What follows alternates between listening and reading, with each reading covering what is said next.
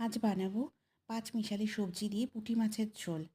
প্রথমে আমি সবজিগুলোকে ভালো করে ধুয়ে নিয়েছি। ধুয়ে ছোট ছোট করে কেটে নিয়েছি। তারপর আমি মাছগুলোতে নুন হলুদ মাখিয়ে এক এক করে ভেজে নিয়েছি। মাছগুলো ভাজা হয়ে গেলে তুলে নিয়েছি একটা পাত্রে। তারপর ওই তেলেই আমি সবজিগুলোকে নুন হলুদ দিয়ে ভালো করে ভেজে নিয়েছি।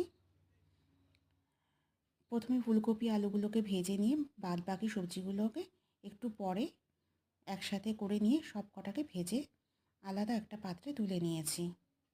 মশলার জন্য নিয়েছি আদা, কাঁচা লঙ্কা, টমেটো কুচি আর ধনেপাতা কুচি।